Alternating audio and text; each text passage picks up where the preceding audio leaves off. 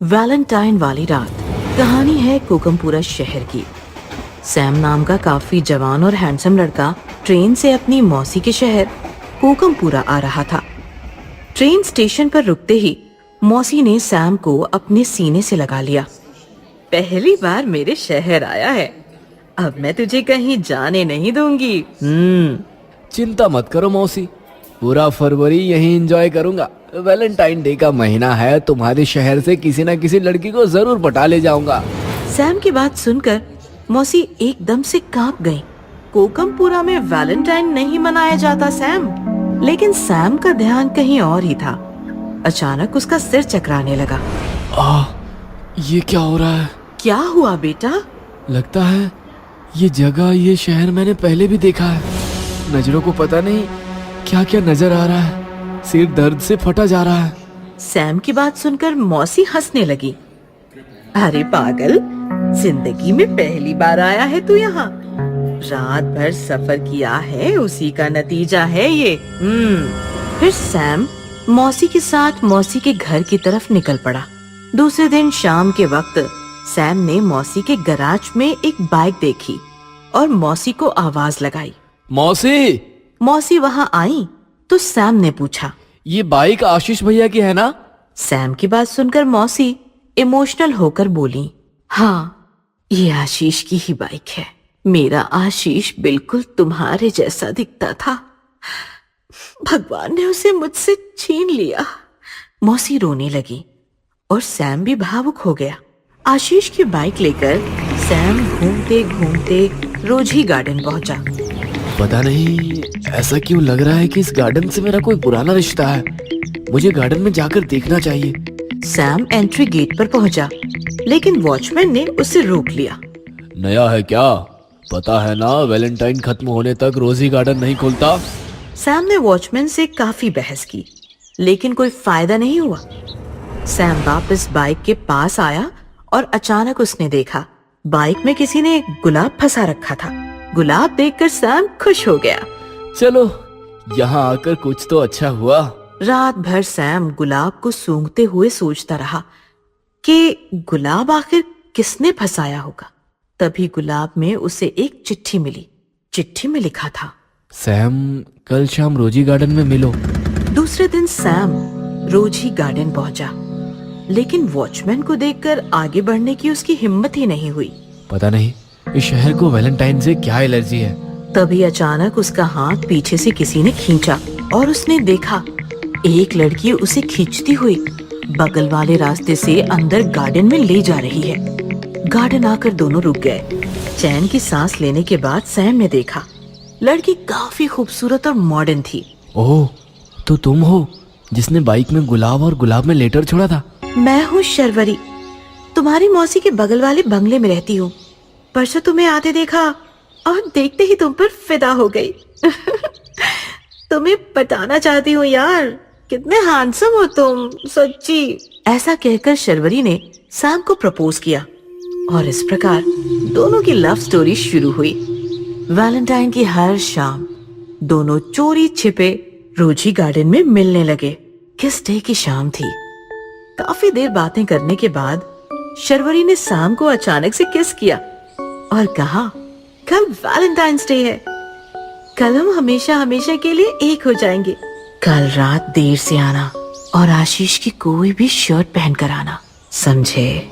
शर्वरी के चूमने से सैम अपना आपा खो बैठा था। आधी रात गुजर चुकी थी। सैम आशीष के कमरे में उसकी शर्ट ढूंढ रहा था। मौसी वहां आई और उसने सैम को देख लिया। जरूर कुछ गड़बड़ है। घूमने के बहाने देर रात घर आता है और अब ये, मुझे इसे बाहर जाने से रोकना होगा। सैम, सैम, क्या कर रहे हो? निकलो यहाँ से। सैम ने मौसी की तरफ देखा। उसका रवैया बदल चुका था। वो एकदम खूंखार बन गया था। हट जाओ माँ, आज मुझे कोई नहीं रोक सकता।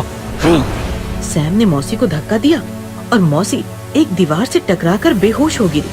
आशीष का एक शर्ट सैम ने ले लिया और दरवाजा बंद करके मौसी को कमरे में कैद कर लिया। वैलेंटाइन की रात थी। सैम आशीष का शर्ट पहनकर गार्डन में शर्वरी के साथ बैठा था। वो अब पूरी तरह नॉर्मल था। ये बताओ, तुमने आशीष भैया की शर्ट क्यों लाने को कहा? क्योंकि मैं तुम्हें अपनी दुनिया में ले जाने आई हूँ आशीष। शर्वरी अचानक से भयानक भूतनी बन गई। सैम काफी डर गया था। भूत! डरो मत आशीष, मैं शर्वरी, तुम्हारी प्रेमिका। याद करो 20 साल पहले वाली वैलेंटाइन की रात। हम दोनों यहाँ अकेले बैठे थे। तभी संस्कृति रक्षक बने कुछ गुंडे आए और हम दोनों को मार दिया। तुमने तो सैम बनकर दूसरा जन्म ले लिया, लेकिन मैं बस तुम्हारा इंतजार करती रही। बस तुम्हारा इंतजार करती रही।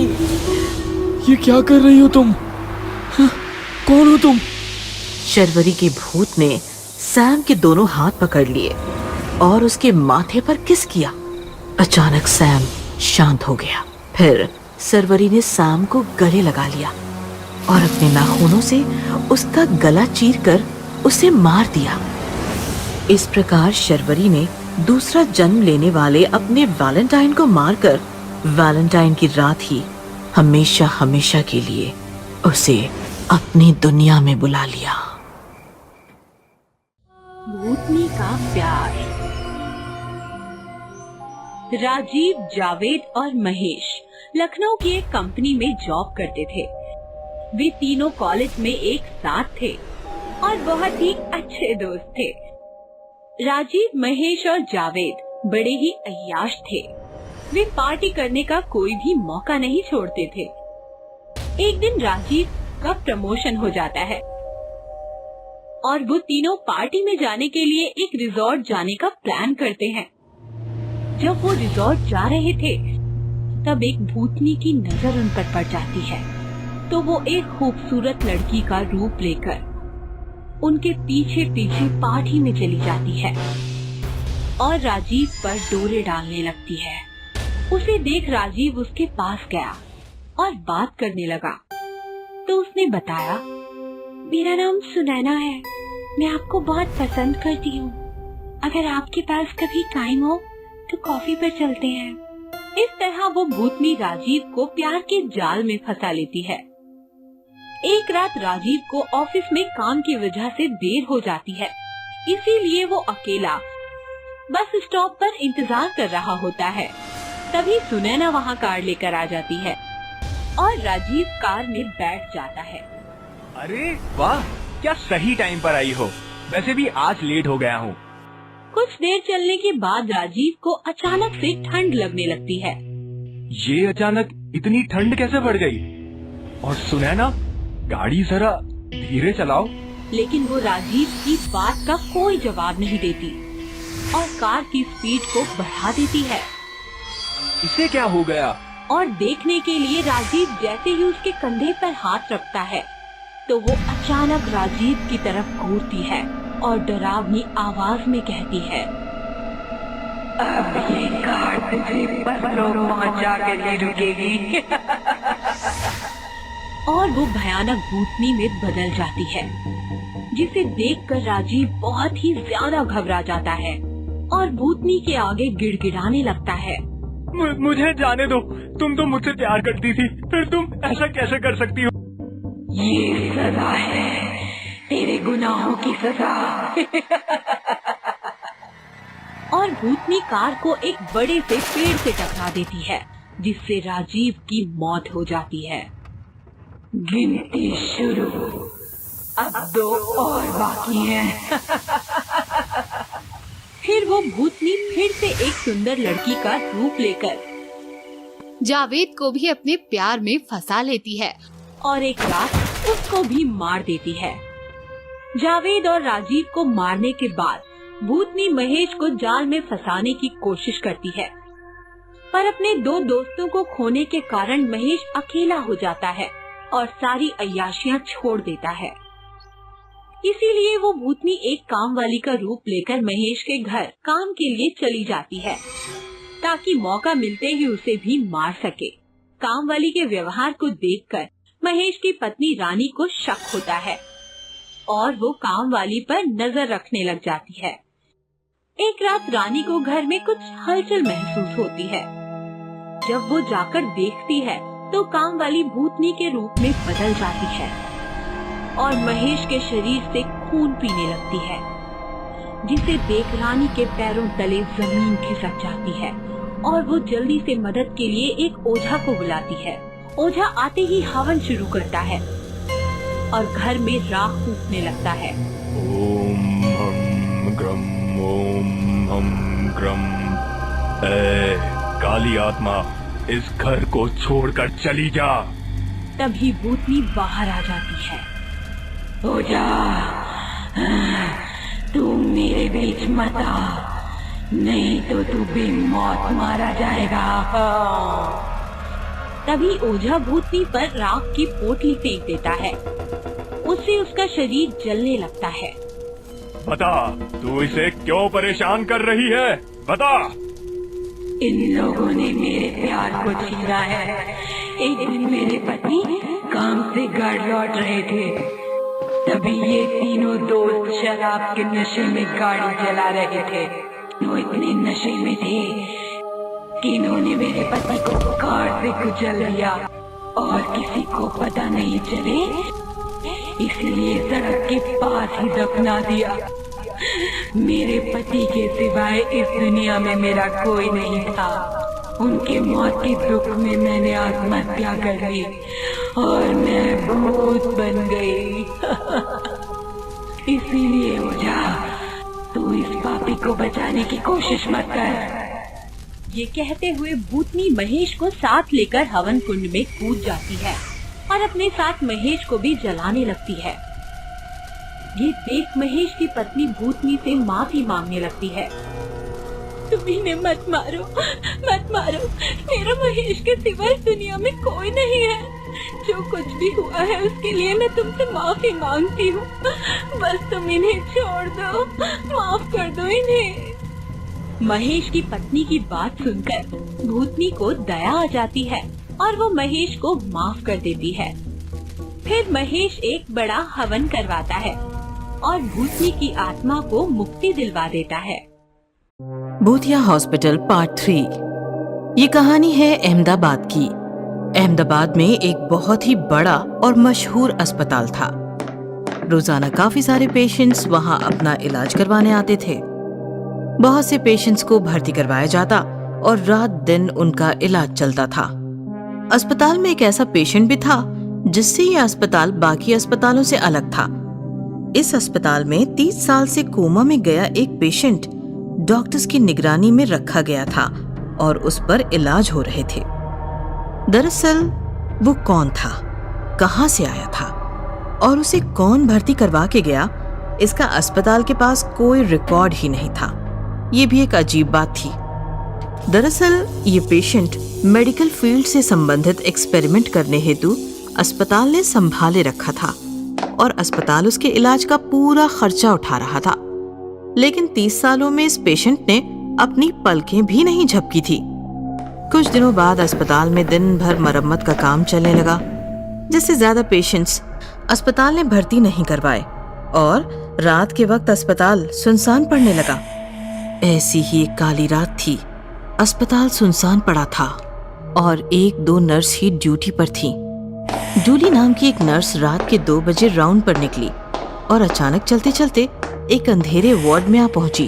उसकी नजर एक बेड पर पड़ी और जूली यकायक जोर से चीख पड़ी। जूली जोर जोर से चीखती हुई इधर उधर भागने लगी। उसकी चीखें सुनकर बाकी नर्सेज, डॉक्टर्स और सिक्योरिटी गार्ड ने उसे घेर लिया। क्या बात है जूली, तुम चीख क्यों रही हो? डॉक्टर, वो साफ साफ बताओ जूली, क्या बात है? डॉक्टर, वो पेशेंट 30 साल से कोमा में पड़ा था। हाँ, बेड नंबर 13, उसका क्या? डॉक्टर, वो अपने बेड पर नहीं है वो अपने बेड पर। व्हाट? क्या बक रही हो जूली, तुम्हारी तबीयत तो ठीक है? मैं सच कह रही हूँ डॉक्टर।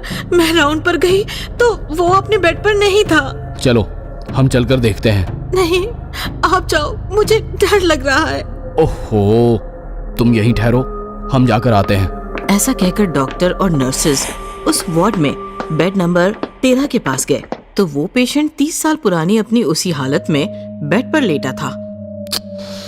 ये जूली भी ना, लगता है नाइट ड्यूटी का बुरा असर हुआ है उसके दिमाग पर। चलो चलते हैं और उसे घर भेज देते हैं। सब लोग निकल गए।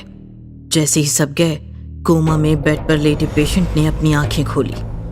उसकी आंखें काफी भयानक और गहरी थीं। इधर सब लोग जूली के पास आए और उसे समझाने लगे।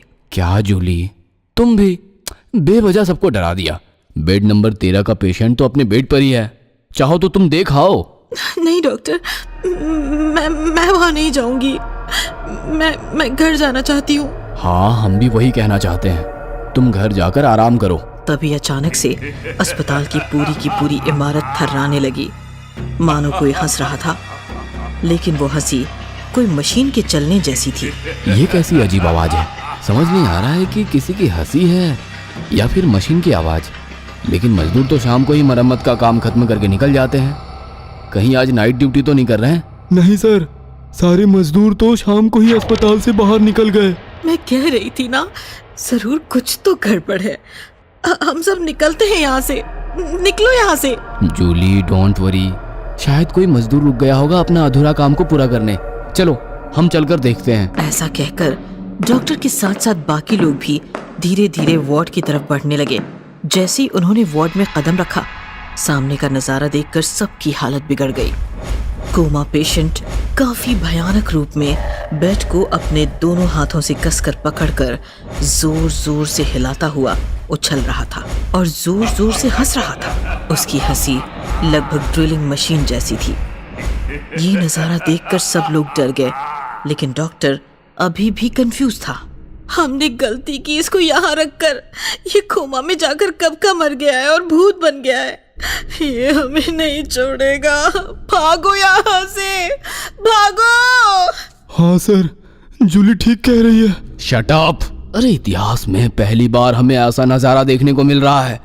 30 साल में कोमा में पड़े पेशेंट का यूं अचानक जागना, वो भी इतनी एनर्जी के साथ। इम्पॉसिबल।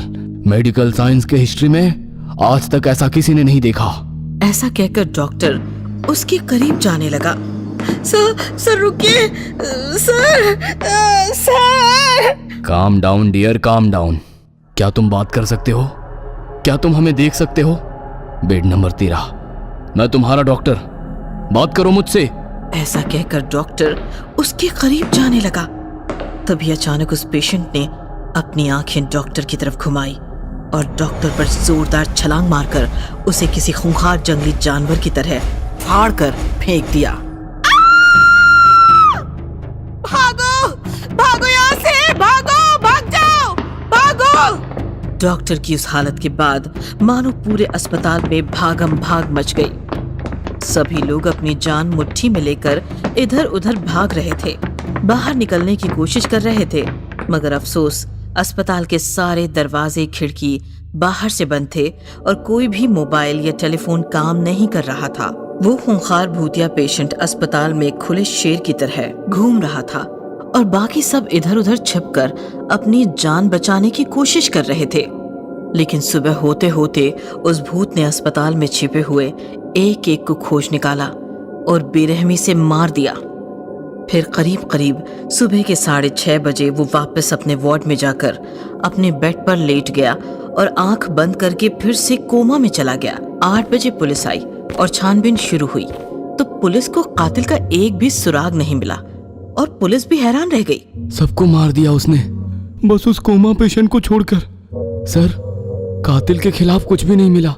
बाहर मीडिया खड़ी चिल्ला रही है, क्या कहें उन्हें? किसने की ये सब हत्याएं? देखो, कह दो कोई अज्ञात हत्यारा हत्याएं करके चला गया है, जल्द ही पकड़ा जाएगा। इस प्रकार उस दिन के बाद पुलिस अज्ञात हत्यारे की तलाश में भटकती रही। अस्पताल सील करा दिया गया और बेड नंबर 13 पर लेटा हुआ वो कोमा पेशेंट भी अस्पताल के साथ साथ हमेशा हमेशा के लिए बंद हो गया और उसका राज भी उसी के साथ अस्पताल की 4 दीवारी में कैद हो गया। भूत संहारक दुर्गाष्टमी। शहर में नवरात्रि उत्सव बड़ी ही धूमधाम से मनाया जा रहा था। दुर्गाष्टमी की रात थी, चारों ओर काफी चमक धमक और सबके चेहरों पर रौनक छाई हुई थी। बहुत बड़ा पंडाल सजाया गया था। काफी सारे भक्तगण माँ दुर्गा की आराधना कर रहे थे। त्रिशूलधारी माँ दुर्गा की आरती चल रही थी। नंदिता भी काफी खुश थी। वो काफी सज धज कर आई थी और माँ दुर्गा की उत्साह से आरती कर रही थी। नंदिता की खुशी की एक और वजह थी। आरती खत्म होने के बाद पंडाल में बैठे भक्तगणों के सामने वो और उसकी टीम नाटक खेलने वाले थे, जिसमें नंदिता माँ दुर्गा बनकर महिषासुर का वध करने वाली थी। नंदिता तुम रेडी रहो। हाँ, हम आधे घंटे में नाटक शुरू करेंगे। माँ दुर्गा का त्रिशूल ले लो और स्टेज पर नृत्य करना। ऑडियंस में हमारा महिषासुर दिखेगा तो भागते हुए उसकी तरफ जाना और युद्ध करना। 5 मिनट बाद उसका वध करना, जैसे प्रैक्टिस में हुआ था, ठीक वैसे ही करना। हाँ, ध्यान रहे किसी को कोई चोट ना पहुंचे। तुम रोल में बहुत ज्यादा घुस जाती हो। Yes sir, don't worry. शहर में ऐसा भक्ति का माहौल था, लेकिन शहर के बाहर एक खंडहर में एक भयानक पिशाच काले काल की आराधना कर रहा था। काले काल प्रकट हो, काले काल प्रकट हो, काले काल प्रकट हो। उसकी पुकार से भयानक काल उसके सामने प्रकट हो गया। बोल, क्यों याद किया काले काल को? शहर में दुर्गा पूजा हो रही है। लोगों के पूजन और आराधना से मैं कमजोर हो रहा हूँ। मैं अपनी शक्तियाँ कैसे प्राप्त करूँ? ये दुर्गा हमेशा ही हमारे रास्ते में आई है, लेकिन इस बार हम उसी के रूपों को मारकर शक्तिशाली बनेंगे, ऐसा काल संकेत है। पूजा में जाओ और कुछ भी करके 9 बच्चियों को पकड़कर उनका खून पियो, जिससे तुम में दुर्गा जितनी ही शक्ति आ जाएगी। बोलो जय हो काले काल की। काले काले काल की सदा ही जय हो। काला साया अमर रहे, दिलों में डर बना रहे। फिर काल गायब हो गया और भयंकर पिशाच काफी भयानक हंसते हुए शहर की तरफ भागने लगा। इधर दुर्गा पूजा खत्म हुई थी। लोग पंडाल में बैठ चुके थे। थोड़ी ही देर में नाटक शुरू होने वाला था। नंदिता माँ दुर्गा का गेटअप लेकर और हाथ में त्रिशूल लेकर काफी एक्साइटेड खड़ी थी। बाहर कुछ लोग और बच्चे घूम रहे थे, खरीदारी कर रहे थे। पंडाल के बाहर एक गुब्बारे वाला खड़ा था, जिसके पास काफी सारे रंगीन और बड़े गुब्बारे थे। दीदी, मुझे भी गुब्बारा चाहिए। मेरे पास पैसे नहीं है। नहीं, मुझे चाहिए, चाहिए मुझे मुझे चाहिए। ठीक है, तुम गुब्बारे वाले के पास जाकर गुब्बारा ले लो। मैं पंडाल में जाकर माँ से पैसे लेकर आती हूँ। ऐसा कहकर दीदी चली गई और छोटी बच्ची गुब्बारे वाले के पास गई। अंकल, मुझे गुब्बारा चाहिए। गुब्बारे जैसी प्यारी प्यारी गबरी, गुब्बारा चाहिए? रुक। गुब्बारे वाले ने इधर उधर देखा और फिर एक गुब्बारा निकालकर बच्ची के हाथ में दे दिया। जैसे ही बच्ची ने गुब्बारा पकड़ा, वो गुब्बारे में कैद हो गई। गुब्बारे वाले ने फौरन गुब्बारा पकड़ लिया और इधर उधर देखते हुए बोला, ये पहला शिकार। थोड़ी देर बाद बच्ची की दीदी गुब्बारे वाले के पास जाकर बोली, मेरी बहन गुब्बारा लेने आई थी, कहाँ गई? कहाँ गई वो? अपनी दीदी को देखकर गुब्बारे में कैद बच्ची अंदर से रोते हुए चिल्लाने लगी, दीदी, दीदी, दीदी, मैं आओ, बचाओ, बचाओ मुझे दीदी। लेकिन उसकी दीदी ना तो उसे सुन सकती थी और ना ही देख सकती थी। तुम्हारी बहन? बताता हूँ, इसे पकड़ो जरा। गुब्बारे वाले ने दीदी के हाथ में एक गुब्बारा दिया। जैसे ही दीदी ने गुब्बारा पकड़ा, वो भी गुब्बारे में कैद हो गई। बचाओ, माँ, माँ बचाओ, माँ, माँ बचाओ। ये दूसरा शिकार। इस प्रकार एक एक करके गुब्बारे वाले ने पूरी 9 लड़कियां गुब्बारे में कैद कर ली।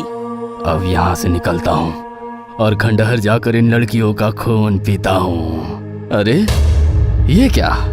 पंडाल में तो कोई लड़की दुर्गा बनकर नाच रही है, नाटक चल रहा है। दुर्गे, असली नाटक तो मैंने खेला है तुम्हारी छोटी छोटी बच्चियों के साथ, और तुम्हारे मूर्ख भक्त, इनका अलग ही नाटक चल रहा है। जरा मैं भी तो देखूं क्या नाटक करती है ये लड़की। नंदिता स्टेज पर माँ दुर्गा के आवेश में नाच रही थी। भाविक हाथ जोड़कर खड़े थे। बाहर गुब्बारे वाला बनकर खड़ा पिशाच हंस रहा था। गुब्बारे के अंदर कैद लड़कियां चीख रही थी, चिल्ला रही थी, लेकिन उनकी चीख पुकार कोई नहीं सुन पा रहा था, क्योंकि वो पिशाच के माया में फंसी थी। तभी महिषासुर बना अभिनेता पंडाल के बाहर खड़ा हुआ। डायरेक्टर ने इशारा किया और त्रिशूल लेकर नंदिता माँ दुर्गा के आवेश में महिषासुर की तरफ भागने लगी। महिषासुर भी रेडी था, लेकिन नंदिता ने उसको छोड़ दिया और वो भागते हुए सीधे गुब्बारे वाले के पास गई। अरे नंदिता, क्या कर रही हो? महिषासुर तुम्हारे पीछे है। शिट! नंदिता ने अपने त्रिशूल से सारे गुब्बारे फोड़ दिए। जैसे ही गुब्बारे फूटे, सारी लड़कियां आजाद हो गईं। गुब्बारे वाला पिशाच भी अपने असली रूप में आ गया। ये सब देखकर सारे लोग घबरा गए और इधर उधर भागने लगे। ए लड़की, मेरी माया का कवच फोड़ दिया, अब मैं तुम्हें नहीं छोड़ूंगा। मैं कोई साधारण लड़की नहीं हूँ, माँ दुर्गा हूँ, माँ दुर्गा हूँ, माँ दुर्गा हूँ मैं। और जब तक मैं हूँ, तुम मेरी बच्चियों और भक्तों का कुछ भी अहित नहीं कर सकते। पापी, दुष्ट, तुम कितनी भी शक्तियां बढ़ा लो, हर युग में, हर काल में मैं तुम्हारा वध ही करूंगी। और फिर दोनों में घनघोर युद्ध शुरू हुआ। काफी देर युद्ध चलता रहा और अचानक दुर्गा ने लात मार के पिशाच को नीचे गिरा दिया और उसकी छाती पर अपना पैर रखकर त्रिशूल पिशाच के सीने में घुसाया और त्रिशूल से पिशाच का वध कर दिया। ये नजारा देखकर सारे उपस्थित भक्तगण और नंदिता के डायरेक्टर भी काफी चकित और उल्लासित हो गए थे। नंदिता के शरीर में साक्षात माँ दुर्गा प्रकट हुई और उन्होंने पिशाच का वध करके संकट का निवारण किया। ये सत्य सभी समझ गए। बोलो दुर्गा माता की जय! सब लोग नंदिता के चरणों में गिर गए और उसकी चरण की धूली अपने माथे पर लगाकर धन्य हो गए। लोनावला एक ऐसी जगह है जहां मुंबई की भीड़ से छूटकर चैन की सांस ली जा सकती है। ऊंचे पहाड़, हरी और गहरी वादियां, शांत सफेद कोहरा, हर साल कई लोगों को अपने पास बुलाता है लोनावला। विकास और रश्मि अपनी कार से लोनावला आ रहे थे। सड़क सुनसान थी और कार कोहरा काटती हुई मानो लोनावला को चूमने आ रही थी। सुहाना सफर और ये मौसम हंसी, सुहाना सफर और ये मौसम हंसी। हमें डर है हम खो न जाए कहीं, सुहाना सफर और ये मौसम हंसी। ओहो! और कार एक काफी पुराने रिजॉर्ट के सामने रुक गई। रिजॉर्ट अतिथि। पीछे बहुत सारे नए रिजॉर्ट्स थे, हम वहाँ भी तो ठहर सकते थे। अरे मुंबई से जो आएगा वो वहीं ठहरेगा। भीड़ बढ़ जाएगी तो मजा नहीं आएगा, हमें यहाँ एकांत मिलेगा। शादी के 7 साल बाद भी तुम इतने रोमांटिक हो सकते हो। मैंने सोचा नहीं था। विकास मुस्कुराया और फिर दोनों रिजॉर्ट के अंदर पहुंचे। अंदर आते ही दोनों को जोरदार झटका लगा, क्योंकि अंदर होम हवन चल रहा था। काफी सारे पंडित बैठकर मंत्रोच्चारण कर रहे थे। ये क्या हो रहा है? रिजॉर्ट के स्टाफ ने विकास और रश्मि को घेर लिया। दोनों डर गए। What is this? एक पंडित उठकर आगे आया। उसने विकास और रश्मि के माथे पर उंगलियां रखकर मंत्रोच्चारण किया, फिर आंखें खोलकर मुस्कुराते हुए बोला, अतिथि में आपका स्वागत है। विकास कुछ पूछने ही वाला था कि तभी मैनेजर बोला, अरे खड़े खड़े क्या देख रहे हो? सर और मैडम को उनके कमरे में ले जाओ। स्टाफ के एक आदमी ने दोनों का सामान उठा लिया। विकास और रश्मि बिना कुछ बोले उसके पीछे निकल गए। पंडित जी, ये दोनों यहाँ तक कैसे पहुँचे? शायद ये मुंबई से ना हो, लेकिन इनकी कार की पासिंग तो मुंबई की ही है। अगर ऐसा है तो फिर मुझे भी समझ नहीं आ रहा ये दोनों यहाँ तक कैसे पहुँचे।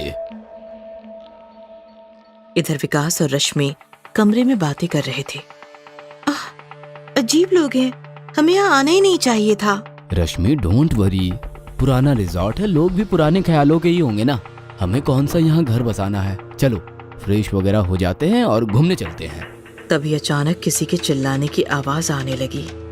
विकास और रश्मि खिड़की से बाहर देखने लगे। बाहर काफी सारी भीड़ गेट के बाहर खड़ी चीख रही थी। गेट बंद था और रिजॉर्ट का स्टाफ उस भीड़ को रोक रहा था। भागो यहाँ से, तुम लोग मरे हुए हो, भागो। हमें अंदर आने दो हमें। अचानक वो आदमी अजीब आवाज में चीखने लगा और चीखते चीखते जख्मी होता चला गया। उसका पूरा बदन फूटने लगा और उसके साथ साथ पूरी भीड़ के शरीर से भी खून टपकने लगा। ओम त्र्यंबकम यजामहे सुगंधिम पुष्टिवर्धनम। ओम। भीड़ भयानक तरीके से चीखने लगी।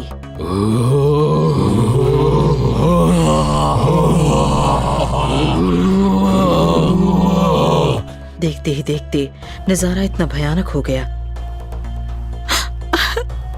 मैंने कहा था ना तुमको, यहाँ जरूर कुछ गड़बड़ है। चलो चलते हैं यहाँ से। रश्मि डरो मत, मैं हूं ना, तुम रुको, यही मत देख कर आता हूँ। विकास मैनेजर को जाकर पूछने लगा, यहाँ क्या हो रहा है, हमें कोई बताएगा? आप तो ऐसे पूछ रहे हो जैसे आपको कुछ पता ही नहीं। अगर ऐसा है तो हमें रुकना ही नहीं यहाँ, हम जा रहे हैं। आप यहाँ से नहीं जा सकते। नहीं जा सकते मतलब? कौन रोकेगा हमें? आप? मैं नहीं, उन मरे हुए लोगों की भीड़ जो बाहर रिजॉर्ट को घेर कर बैठी है। आप मुंबई से आए हैं ना? हाँ, लेकिन बात क्या है, कौन थे वो लोग? दरअसल आज सुबह मुंबई और लोनावाला के बीच जो पहाड़ है वो अचानक टूटकर गिर पड़ा, जिसके नीचे सैकड़ों लोग दबकर मर गए। वो सब उन्हीं लोगों की भूत है जो रिजॉर्ट में घुसना चाहते हैं। एक बार वो अंदर आ गए तो फिर कभी बाहर नहीं जाएंगे। इसलिए सुबह से होम हवन चल रहा है यहाँ ही नहीं, लोनावाला के सभी रिजॉर्ट में किसी को एंट्री नहीं मिल रही। क्या बात कर रहे हो? रास्ते में हमें तो कोई पहाड़ नहीं मिला गिरा हुआ। वैसे कुछ हुआ होता तो हम यहाँ तक पहुँचते कैसे? हम भी पहाड़ के नीचे गिरकर मर जाते ना, क्योंकि हम भी तो सुबह ही निकले थे मुंबई से। यही तो हमें समझ नहीं आ रहा, तुम लोग यहाँ तक पहुँचे कैसे? हमें वो जानना भी नहीं है, हम जा रहे हैं यहाँ से। विकास अपने कमरे में आया तो कमरे में रश्मि नहीं थी। विकास ने बाहर देखा तो रश्मि बाहर रिजॉर्ट का गेट खोलकर खड़ी थी। रश्मि, ये क्या किया तूने? वो घायल थे, बच्चे बूढ़े भूखे प्यासे रो रहे थे, अंदर आना चाहते थे। वो कौन? रश्मि ने हाथ उठाकर विकास को दिखाया। विकास ने गेट के बाहर देखा तो बाहर से अंदर काफी सारे भयानक भूत रोते चीखते चिल्लाते बीवी बच्चों के साथ अंदर रिजॉर्ट में भाग रहे थे। अचानक रश्मि बेहोश हो गई। विकास ने रश्मि को संभाला और वो रिजॉर्ट के अंदर जाते हुए भूतों को देखता रहा। सारे भूत अंदर चले गए। विकास ने झट से रश्मि को कार में डाला और कार मुंबई की तरफ घुमाई। रश्मि बेहोश थी। विकास कोहरे में कार चला रहा था। थोड़ी देर बाद रश्मि को होश आ गया। रश्मि डोंट वरी, हम बच गए हैं, रिजॉर्ट में रहते तो मर जाते। रश्मि मुस्कुराई और गाना गाने लगी। सुहाना सफर और ये मौसम हंसी, हमें डर है हम खो न जाए कहीं। सुहाना सफर और ये मौसम हंसी। विकास ने सामने एक पहाड़ देखा जो गिरा हुआ नहीं था, बहुत बड़ा और मजबूती से खड़ा था। पहाड़ देखकर विकास भी रश्मि के साथ गाने लगा। सुहाना सफर और ये मौसम हंसी, हमें डर है हम खो न जाए कहीं। और अचानक पहाड़ थरथराया, मानो भूकंप हो रहा हो। विकास और रश्मि हंसते हुए अपनी ही धुन में गा रहे थे। जैसे ही उनकी कार पहाड़ के नीचे पहुंची, पहाड़ फिसलकर कार पर गिरा और विकास रश्मि हमेशा हमेशा के लिए सुहाने सफर में खो गए। खंजर वाली भूतनी। बहुत समय पहले की बात है। पुराने खंडहर में एक भूतनी रहती थी। वो भूतनी लोगों को डराकर मारा करती थी। उसे ये करने में बड़ा ही मजा आता था। कितने बेवकूफ होते हैं ये इंसान। डरपोक कहीं के, जरा सी फूंक मारो और हवा में फुर्र। भूतनी कई सालों से लोगों को डराकर मारती रही और धीरे धीरे उसकी शक्तियाँ कम होने लगी और अब ये कमजोर हो गई थी और किसी को भी मार नहीं पाती थी। लगता है मेरे जाने का वक्त आ गया है। मैं नहीं जाना चाहती इस दुनिया से। काला साया, शैतानों के देवता, मेरी मदद करो। भूतनी के पुकारने पर शैतानों का देवता काला साया उसके सामने आ जाता है। तो चाहे तो दुनिया की सबसे शक्तिशाली भूतनी बन सकती है। कैसे काला साया, बताओ मुझे। काला साया एक खंजर भूतनी को देता है और उसकी गर्दन पर वार करता है। ये क्या किया तुमने साया? इस खंजर पर तुम्हारा खून लग गया है। अब तुम जिस भी इंसान को इस खंजर से मारकर उसका खून पियोगी, तुम्हारी शक्तियाँ और बढ़ जाएंगी। पर याद रहे, ये खंजर तुम्हारा सर्वनाश भी कर सकता है। हाँ, मैं ये याद रखूंगी साया। तुम फिक्र मत करो, मैं इस दुनिया की सबसे शक्तिशाली भूतनी बन जाऊंगी। उसी रात अनिल नाम का एक लड़का अपने ऑफिस से घर को लौट रहा था। तभी उसे सड़क पर एक बूढ़ी औरत बैठी हुई दिखती है जो ठंड से कराह रही होती है। अरे माई, तुम यहाँ इतनी रात में क्यों बैठी हो? अरे बेटा, अब क्या बताऊं, मेरे बेटे और बहू ने मुझे यहाँ छोड़ दिया। उन्होंने कहा कि वो मुझे लेने आएंगे, पर अभी तक नहीं आए। अनिल को उस बूढ़ी औरत पर तरस आ जाता है। माई, आप मेरे घर चलो, कल मैं आपको आपके बेटे के पास छोड़ दूंगा। भला हो तेरा बेटा, चल। अनिल उस बूढ़ी औरत को अपने घर लाता है और दरवाजा बंद करता है।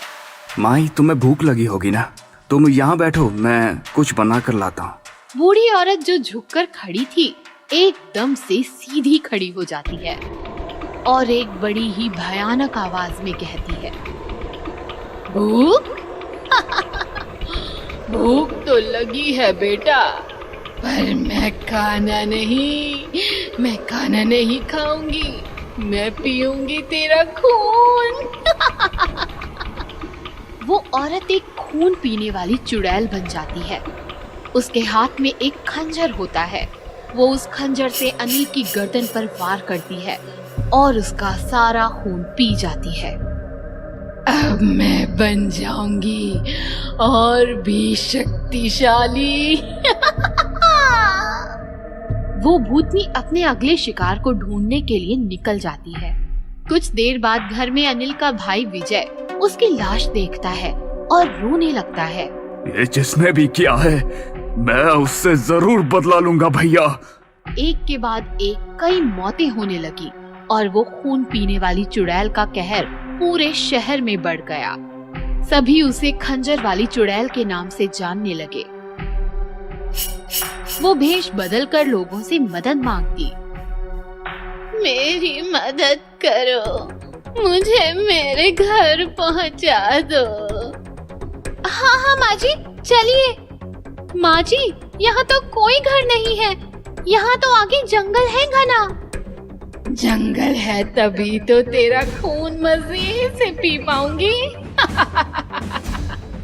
भूतनी अपने भयानक रूप में आ जाती है और उस औरत के गले पर वार करके उसका सारा खून पी जाती है और अपनी शक्तियों को और बढ़ाती है। शहर में अब कोई किसी की मदद करने से पहले 10 बार सोचता था। किसे पता कब खंजर वाली रूप बदलकर वार कर दे। विजय को यकीन हो जाता है कि उसके भाई का खून भी खंजर वाली ने ही किया है। वो एक बाबा के पास जाता है और इस समस्या का हल पूछता है। बाबा अपनी तांत्रिक विद्या से भूतनी के बारे में पता लगाते हैं। उसके जाने का वक्त आ चुका था। इसलिए इंसानों का खून पीकर अपनी शक्तियां बढ़ा रही है ताकि उसे इस दुनिया से जाना ना पड़े। बाबा, इसका कोई तो इलाज होगा। इलाज है। मैं अपनी तंत्र विद्या से उस भूतनी को यहाँ बुला सकता हूँ, पर तुम्हें उस खंजर से उस भूतनी पर वार करना होगा, क्योंकि तुम्हारे भाई का खून उसने पिया है। बाबा अपनी तांत्रिक विद्या से उस भूतनी को बुलाते हैं। क्यों रे बाबा, तू कब से इतना ज्ञानी हो गया जो मुझ जैसी शक्तिशाली भूतनी को बुलाने की हिम्मत कर ली? जानता नहीं कि मैं कौन हूँ? देख, तेरी मदद करने के लिए ही मैंने तुझे यहाँ बुलाया है। मदद? कैसी मदद? मुझे इस लड़के का मृत शरीर चाहिए जिसमें खून की एक बूंद भी ना हो। मैं तंत्र विद्या के लिए इसके शरीर का इस्तेमाल करना चाहता हूँ, इसलिए तुझे यहाँ बुलाया ताकि तू इसका सारा खून पी जाए। बहुत अच्छा काम किया बाबा तूने। आज मुझे कोई मेहनत नहीं करनी पड़ेगी। विजय आंखें बंद कर जमीन पर पड़ा होता है। भूतनी उसके पास आकर उसका खून पीने के लिए जैसे ही खंजर उठाती है, बाबा मंत्र पढ़कर राख उसके चेहरे पर फेंकता है। बाबा, ये क्या किया तूने? बच्चे, ये क्या किया तूने? विजय भूतनी से खंजर छीनकर उसके गले पर वार करता है और भूतनी के शरीर से जितने भी लोगों का खून पिया था सब बहने लगता है और वो भस्म हो जाती है। इसी तरह विजय बाबा के साथ मिलकर अपने भाई की मौत का बदला ले लेता है। भूतिया क्लासमेट। कहानी है पूना की। आयुष पूना के डीके पाटिल कॉलेज में फर्स्ट ईयर में पढ़ता था। उसका 12वीं तक का पूरा एजुकेशन भी डीके पाटिल कॉलेज से ही हुआ था। आयुष IAS बनना चाहता था और कॉलेज की लाइब्रेरी में दिन रात पढ़ता था। एक दिन आयुष ने लाइब्रेरियन से पूछा, टाइम्स ऑफ इंडिया कहाँ है? मुझे मिल नहीं रहा। शायद कोई लेके गया है। आयुष चौंक गया क्योंकि उसके अलावा टाइम्स ऑफ इंडिया पढ़ने वाला कॉलेज में कोई दूसरा नहीं था। आयुष दूसरा न्यूज़पेपर उठाकर अपनी जगह बैठ गया। तभी उसका ध्यान गया कि उसके साइड में बैठा एक लड़का टाइम्स ऑफ इंडिया पढ़ रहा था। आयुष ने लड़के से पूछा, IAS की तैयारी कर रहे हो? हाँ, क्या नाम है तुम्हारा? मेहुल, फर्स्ट ईयर में पढ़ता हूँ। अरे फिर तो हम क्लासमेट्स हैं। पहले कभी देखा नहीं तुम्हें। 12वीं तक कहाँ थे? इसी कॉलेज में था। मैंने देखा है तुम्हें। क्या बात कर रहे हो यार, मैंने तो तुम्हें कभी नहीं देखा। इस प्रकार दोनों बातें करते गए और जल्द ही अच्छे दोस्त बन गए। फिर दोनों रोज दिन रात एक साथ लाइब्रेरी में पढ़ने लगे। एक दिन आयुष कॉलेज कैंटीन में अपने दोस्त नेहा और वरुण के साथ था। क्या लाइब्रेरी में दिन रात पढ़ाई करते हो? अकेले बोर नहीं होते? मैं अकेला थोड़ी रहता हूँ, मेहुल भी तो रहता है। कौन मेहुल? अरे वो जो मेरे बगल में बैठता है, अपना क्लासमेट है, मेरे साथ हर लेक्चर अटेंड करता है। मैंने तो तुम्हारे साथ कभी किसी मेहुल को नहीं देखा। क्या कह रही हो? रुको, मैं अभी उसे यहाँ बुलाता हूँ। आयुष ने मेहुल को कॉल लगाया तो मेहुल का मोबाइल स्विच ऑफ था। आयुष परेशान हो गया तो नेहा बोली, ठीक है बाबा, होगा कोई मेहुल। वैसे भी मेरा ध्यान मेहुल पर नहीं वरुण पर रहता है। ऐसा कहकर नेहा वरुण से लिपट गई और आयुष भी फ्री हो गया। एक रात आयुष और मेहुल लाइब्रेरी में पढ़ाई कर रहे थे। रात बहुत हो चुकी थी। लाइब्रेरियन को नींद आ गई और उसने आयुष से कहा, भाई आयुष, अब लाइब्रेरी तुम ही संभालो, मैं चला। तुम्हारा हो जाए तो नीचे चपरासी को ताला लगाने को बोल देना। लाइब्रेरियन चला गया और आयुष मेहुल के साथ फिर से किताब में खो गया। पढ़ते पढ़ते अचानक आयुष का ध्यान मेहुल की किताब पर पड़ा तो वो चौंक गया क्योंकि वो किताब बिल्कुल कोरी थी। आयुष ने मेहुल की किताब छीन ली और उसके पन्ने पलटे तो किताब में एक भी अक्षर नहीं था। किताब पूरी कोरी है और तुम 2 महीनों से यही किताब पकड़े बैठे हो। चक्कर क्या है भाई? ऐसा कहकर आयुष ने अपने बगल में देखा तो मेहुल वहां था ही नहीं। ये देखकर आयुष काफी डर गया। मेहुल कहाँ गायब हो गया? नेहा भी कह रही थी उसने मेहुल को कभी देखा नहीं। लाइब्रेरियन भी लाइब्रेरी की जिम्मेदारी मुझे दे गया। वो मेहुल को भी तो दे सकता था। क्या इन लोगों ने मेहुल को कभी देखा ही नहीं? क्या मेहुल सच में नहीं है? ये किताब, ये मेहुल का गायब होना, ये सब क्या है? अचानक लाइब्रेरी की सारी लाइट चली गई और आयुष और ज्यादा डर गया। उसने अपनी आंखें बंद कर ली और लाइट का वेट करने लगा। अचानक लाइट आ गई। आयुष खुश हो गया। उसने आंखें खोली, लेकिन जब उसने बगल में देखा तो उसका दिल दहल गया। उसके बगल में मेहुल का डरावना भूत बैठा था। मेहुल, ये सब क्या है? मेहुल नहीं, मेहुल का भूत। और यह जो तू देख रहा है इसके जिम्मेदार और कोई नहीं, बस तू है। मैंने क्या बिगाड़ा है तुम्हारा? तुमने मेरी जिंदगी बर्बाद कर दी। याद कर वह 1 साल पहले की HSC एग्जाम जिसमें तुमने एक लड़के को चीटिंग करते पकड़ा था। ये सुनकर आयुष 1 साल पीछे गया तो उसे बायोलॉजी का एग्जाम याद आया। सर, ये चीटिंग कर रहा है। ए, चल खड़ा हो जा। Sorry sir, extremely sorry sir. 2 minute के अंदर निकल जा यहाँ से, नहीं तो HSC एग्जाम से रश टिकट हो जाएगा। जानता है एग्जाम हॉल से बाहर आते ही मैंने क्या किया? तू कैसे जानेगा? तू तो एग्जाम में बिजी था। मैं बिल्डिंग से नीचे कूदकर मर गया और अब तुम्हें मारने आया हूँ। देखो मेहुल, माना कि गलती मेरी है, पर तू भी तो गलत था ना। चीटिंग कर रहा था। चीटिंग गलत है। नहीं, अब मैं जो करने जा रहा हूँ वो गलत है। ये सुनकर आयुष डर गया। क्या करने वाला है तू? मेहुल ने आयुष का गला पकड़ लिया और उसे खिड़की से बाहर फेंक दिया।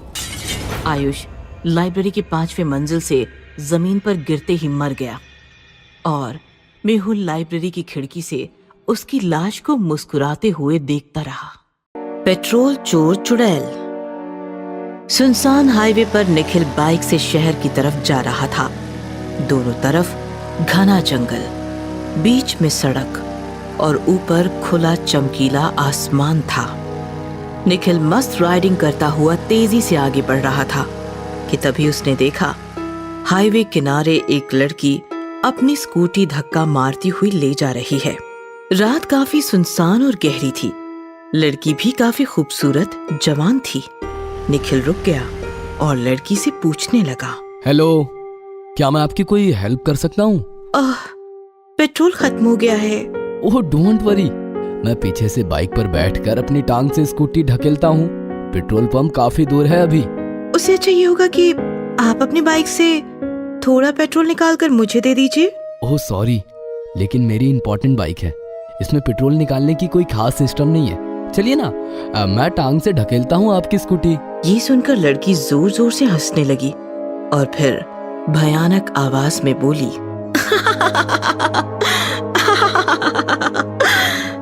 इससे अच्छा तो मैं तुम्हारी बाइक छीन कर जंगल ले जाऊं, जैसे उस अंकल से ये स्कूटी छीनी। तो तुम मुझे डराने के लिए ऐसा कह रही हो ना? ये सुनकर लड़की फिर से हंसने लगी और हंसते हंसते भयानक चुड़ैल बन गई।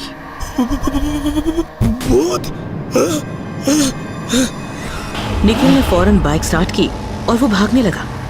थोड़ी दूर तेजी में बाइक चलाने के बाद उसने चैन की सांस ली। ओह गॉड, बच गया। तभी उसने साइड मिरर में देखा तो उसका दिल दहल गया।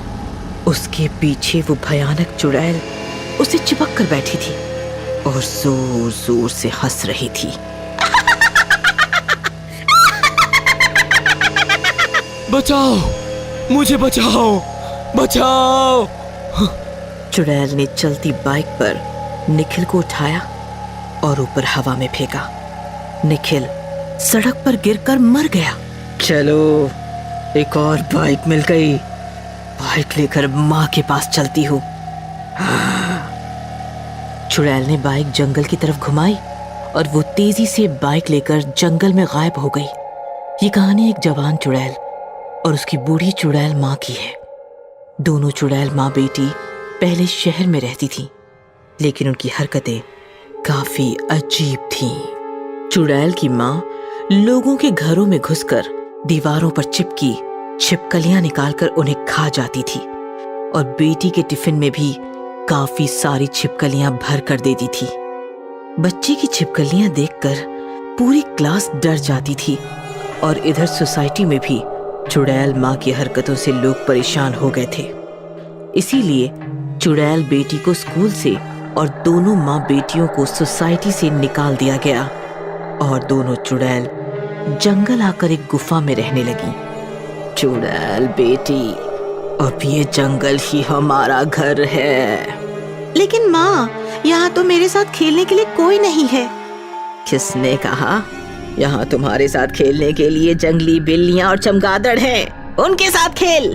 फिर जंगली बिल्लियाँ और चमगादड़ों के साथ खेल खेल कर माँ ने बनाया हुआ जानवरों का खाना खाकर चुड़ैल बेटी बड़ी होने लगी और उसकी चुड़ैल माँ और ज्यादा बूढ़ी होती चली गई। एक दिन बूढ़ी चुड़ैल काफी बीमार थी। चुड़ैल बेटी ने उसका काफी इलाज किया, फिर भी उसकी तबीयत ठिकाने पर ना आई। मेरी तबीयत ठिकाने पर लाने का बस एक ही इलाज है बेटी।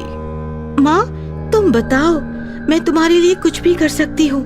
तो सुन, बचपन से ही मुझे पेट्रोल और पेट्रोल का धुआं काफी पसंद है।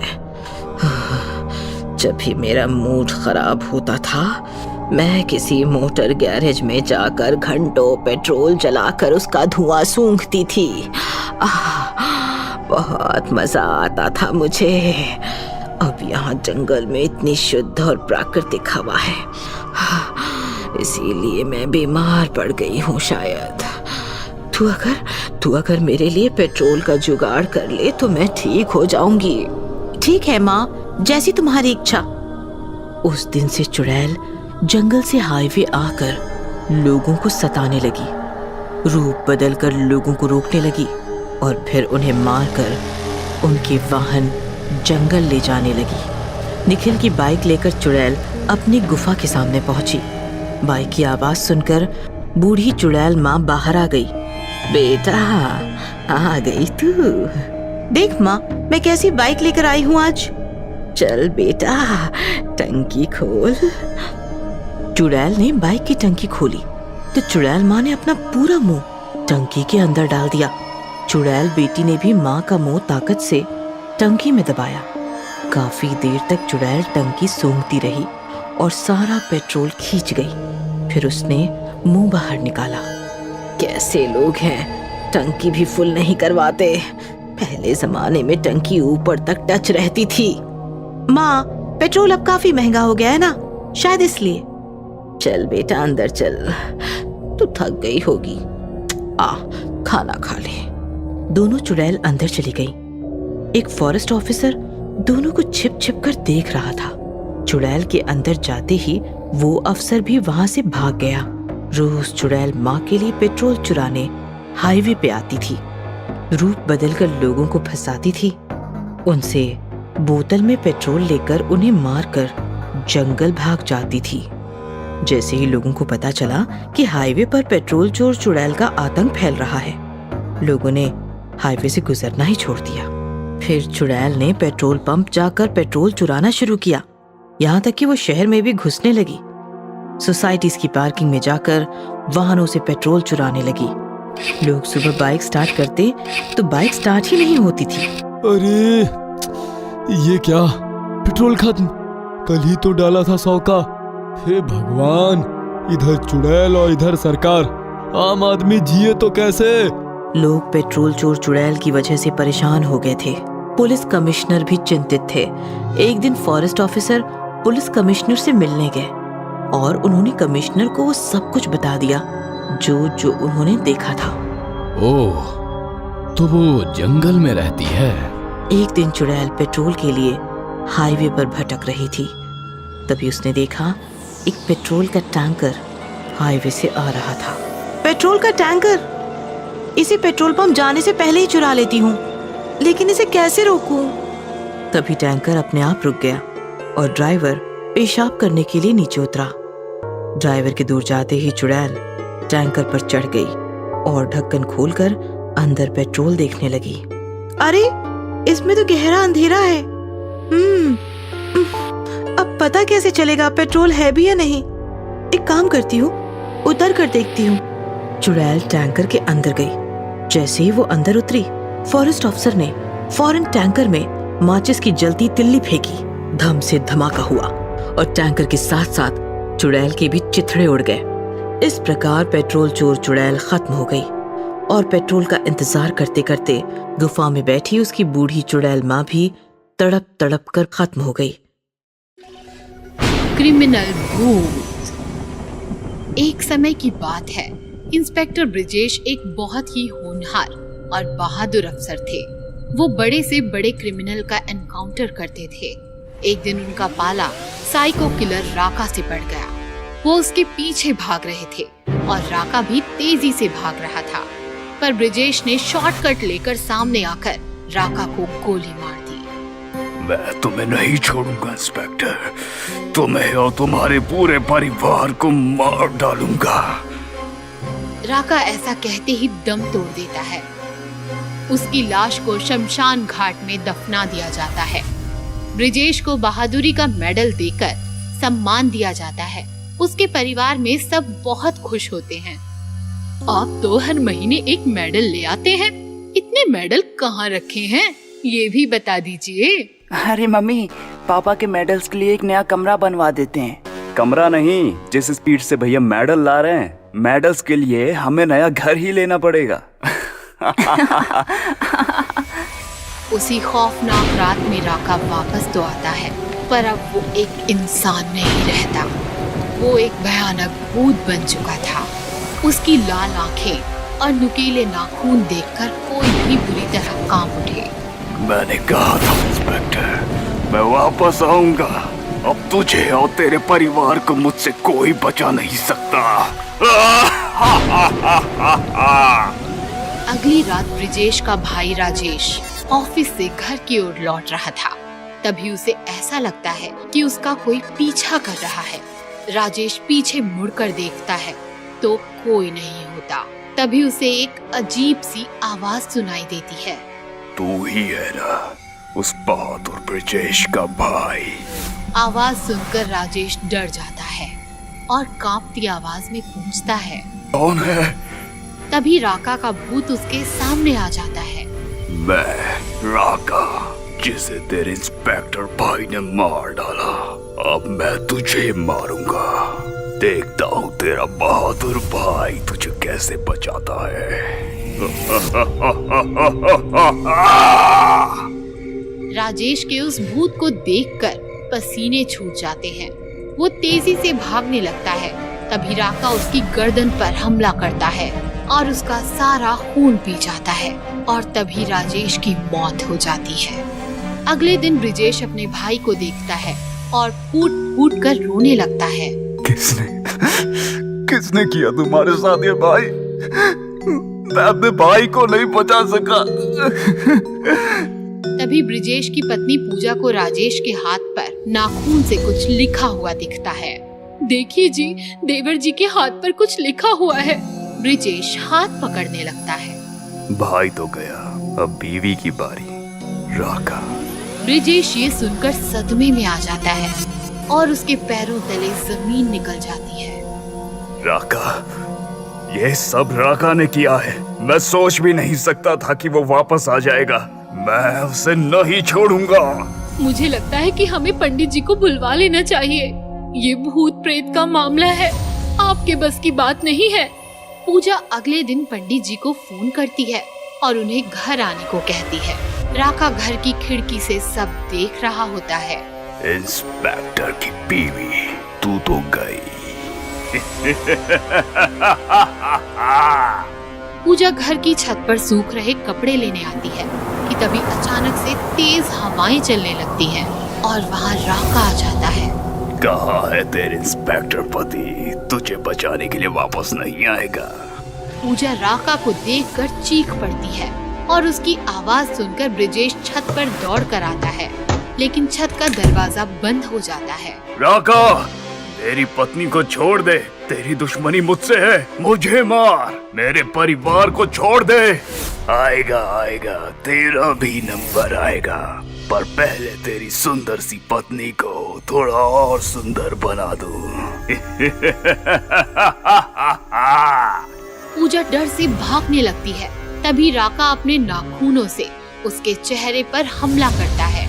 पूजा चेहरे पर लगे घाव से जमीन पर गिर जाती है और तड़प तड़प कर मर जाती है। अभी मेरा बदला पूरा नहीं हुआ है, मैं वापस आऊंगा। दरवाजा खुलते ही ब्रिजेश पूजा की तरफ भागता है और रोने लगता है। तभी वहाँ पंडित जी आ जाते हैं। ब्रिजेश का बेटा सुधीर पंडित जी को राका के भूत के बारे में बताता है। वो एक दुष्ट आत्मा है, उसका अंतिम संस्कार नहीं हुआ है, इसलिए उसे मुक्ति भी नहीं मिली। हमें जल्दी उसके नाम की पूजा करनी होगी ताकि उसे जल्द से जल्द मुक्ति मिल सके। जो करना है जल्दी कीजिए पंडित जी। मैं अपनी पत्नी और भाई को खो चुका हूँ, अब अपने बेटे को खो नहीं सकता। पंडित जी पूजा करने लगते हैं और जैसे ही मंत्र पढ़ते हैं वहाँ राका आ जाता है।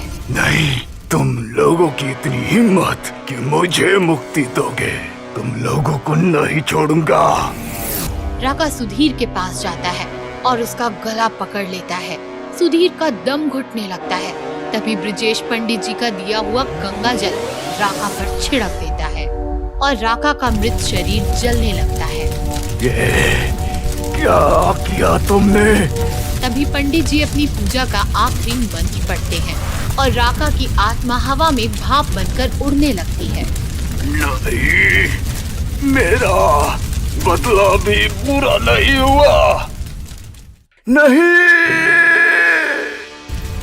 और इसी तरह राका की आत्मा को मुक्ति मिल जाती है और ब्रिजेश अपने बेटे की जान बचा पाता है।